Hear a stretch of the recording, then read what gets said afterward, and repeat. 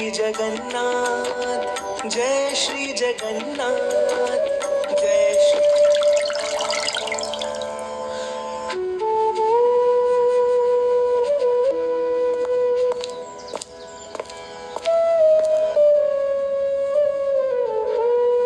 अरे हरपाल, कहाँ छुपा बैठा है भाई? देख तेरे पास आया हूँ। मैं भीतर हूँ मित्र, आ जाओ। क्या बात है? अरे भाई, क्या कर रहा है ये? जब देखो तब पूजा पाठ और नाम जप, ये वैभव और इतनी अच्छी जवानी, और तुम यहाँ बंद कमरे में बैठे हो। हम सब मित्र कहीं दूर घूमने का विचार कर रहे हैं। चलो, आज बहुत आनंद आएगा। नहीं मित्र, मैं अभी प्रभु का नाम जप कर रहा हूँ, मैं नहीं जा सकता हूँ। ठीक है, नाम जप बाद में कर लेना।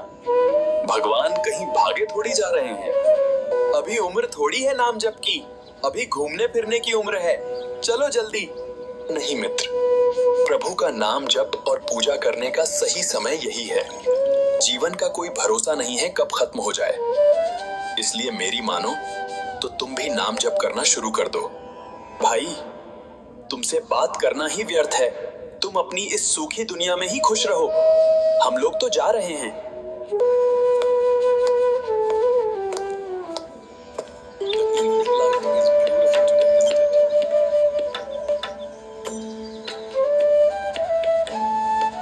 क्या हुआ भाई? क्या बोला हमारा परम ज्ञानी हरपाल? नहीं आया ना? शास्त्र और मुफ्त का कोई ज्ञान भी दे दिया होगा। सही कह रहे हो। वो कह रहा था कि जीवन का कोई भरोसा नहीं है, यही भक्ति की उम्र है। छोड़ो यार, उसकी मति मारी गई है। हम सब चलते हैं।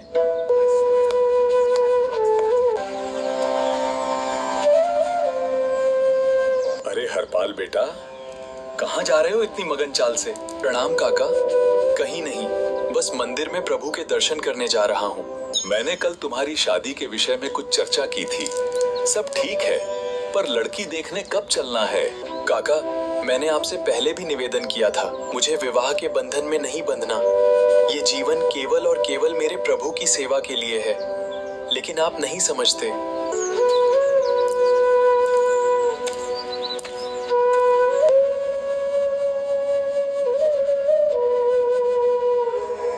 अरे बेटा, ऐसे कैसे जीवन चलेगा?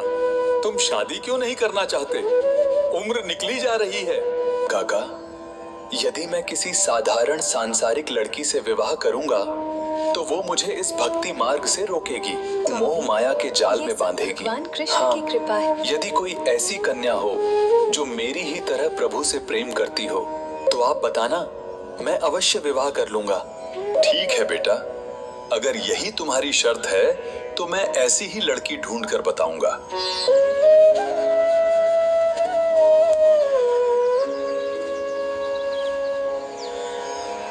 अरे हरपाल, कहाँ हो बेटा? मिल गई, मिल गई, बिल्कुल तेरे जैसी, तेरे विवाह योग्य लड़की मिल गई। आज आप बड़े प्रसन्न नजर आ रहे हैं। आखिर कौन मिल गया? तेरे विवाह योग्य पत्नी, जो रूप में भी सुंदर है और गुण में भी। पर काका, मैंने आपसे कुछ कहा था ना, मेरी शर्त। अरे हाँ भाई, मुझे सब पता है। लड़की तुझसे भी 2 कदम आगे है, बड़ी अनन्य भक्त है। पर बेटा, उसने भी विवाह के लिए एक बहुत बड़ी शर्त रखी है। शर्त? कैसी शर्त काका? उसने कहा है कि मैं उसी पुरुष से विवाह करूंगी जो मुझे ये वचन दे कि वो रोज 1000 ब्राह्मणों को श्रद्धा पूर्वक भोजन कराएगा।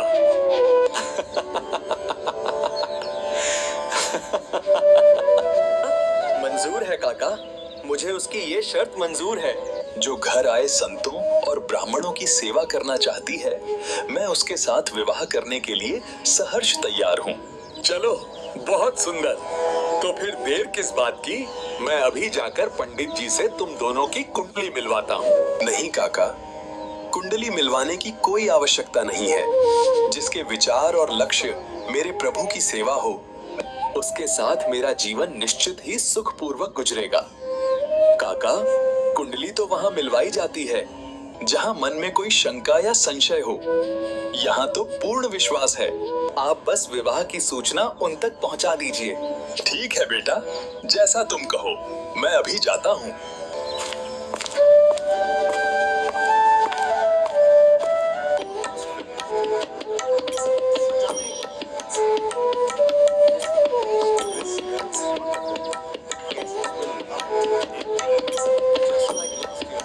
बधाई हो समधी जी, हमारा बेटा हरपाल आपकी सुपुत्री से विवाह के लिए सहर्ष तैयार है। बधाई तो स्वीकार है समधी जी, पर क्या हरपाल को हमारी बेटी की वो कठिन शर्त स्वीकार है? अरे समधी जी, वो तो उस शर्त को सुनने के बाद ही इस विवाह के लिए तैयार हुआ है, जैसे मन मांगी मुराद मिल गई हो।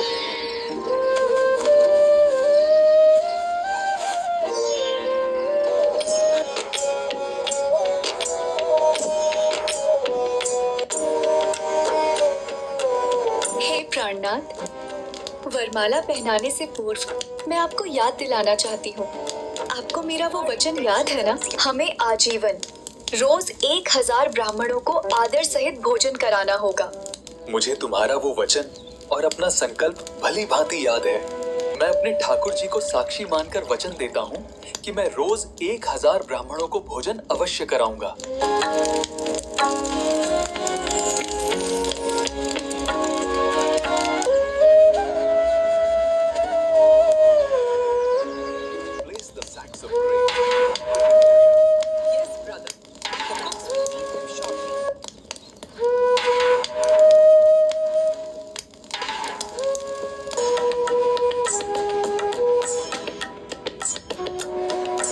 अरे भाई, जो भी कहो, इस घर में आई कन्या साक्षात अन्नपूर्णा है और बड़ी सौभाग्यशाली है। देखो तो, अपने विवाह में कैसी अद्भुत और सुंदर शर्त रखी है। सत्य वचन महाराज, इस कलयुग में जहाँ लोग धन दौलत मांगते हैं, वहाँ 1000 ब्राह्मणों को रोज भोजन कराने का संकल्प लेना